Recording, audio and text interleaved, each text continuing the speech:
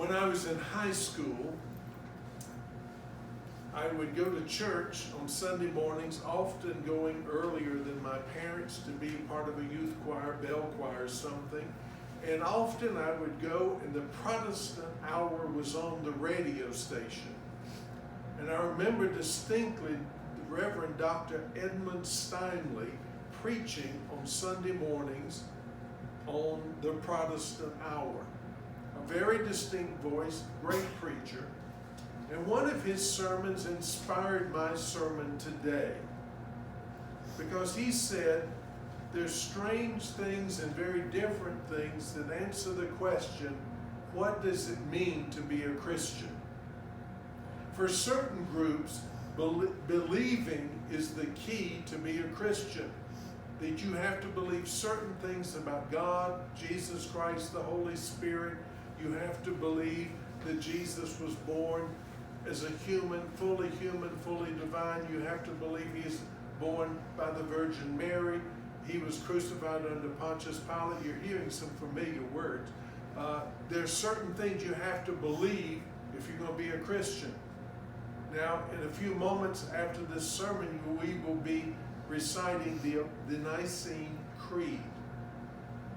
Many people in some churches believe you have to check off every statement in that creed if you're going to be a Christian. Fortunately for us in the Episcopal Church, that's not the case. We're more open-ended. You don't have to check off everything.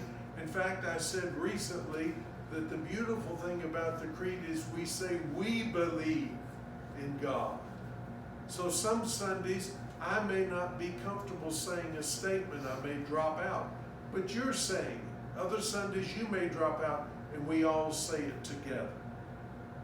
There's certain other churches or religious groups, Christian groups, that say to be a Christian, you do these things and you do not do these things.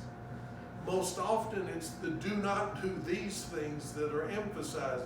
You don't drink, you don't smoke, you don't play cards, you don't dance, on down the list. Years ago, my parents came up here to Mount Zion Methodist Church, where the Hispanic church is now. They were with Kathy's dad, my Uncle Siler, and that was the Sunday that everyone came up to the front and signed a piece of paper saying they would not drink any alcohol. There was one family that did not go up front. That was my family, or maybe I should say Kathy's family. And my Uncle Siler sat back there and said, seen him at the ABC store. I know he drinks. Well, it's interesting that some people define the Christian faith in negative terms. Christians do not do these things.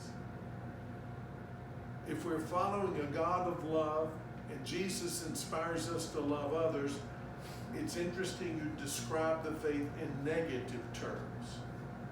Let's listen to what Jesus said about being a Christian. He said, I am the way, the truth, and the life. No one comes to the Father except by me. He does not say you have to believe these 10 things about me. You have to check every one off. He does not say you do these things or you don't do these things. It's a very different interpretation. Sometimes that phrase, I am the way, the truth, and the life, has been used in a limiting way, restrictive, exclusive. In other words, we're in, everybody else is out. In Italy, we visited a monastery, a very small monastery. I think there were 12 monks there. They lived their entire lives in that monastery. We visited with the older monk who was delightful, but their entire life was spent in that small space praying for the world. Jesus earlier in John said, in my Father's house there are many mansions, or many rooms, or whatever you want to call it. There are many different ways to be Christians. I don't think I could be a monk living in that monastery. In New York, you find Christians that dedicated their lives to feeding and housing the homeless. Or youth in our diocese take a year out and do a year of service with the Episcopal Youth Corps. Or in Nebraska, you may find someone who's dedicated his or her life to being a Sunday school teacher, and they put so much energy and effort into it. Or in Ohio, you may find a church musician who spends so much energy in the musical area of the church. In my Father's house, there are many mansions or rooms. We live life differently. The New Testament scholar, Amy Jill Levine, is a well-known author, speaker. She's also Jewish. And when she speaks to groups, there's always one question that comes up. How do you interpret, Dr. Levine, the phrase by Jesus, I am the way, the truth, and the life. No one comes to the Father but by me. Well, she said to the group, and says it continually, that question always comes up. She said, I picture him living a very long and productive and happy life, and then going to heaven. And standing in line, St. Peter's at the gate, and while I'm in line, I think of all the questions I want to ask St. Peter. Did you speak Greek? What happened to you in the middle of Acts? You just sort of disappeared. What about your wife? So she gets up to St. Peter, and she peppers him with all these questions. St. Peter finally says, just come on in, just come on in.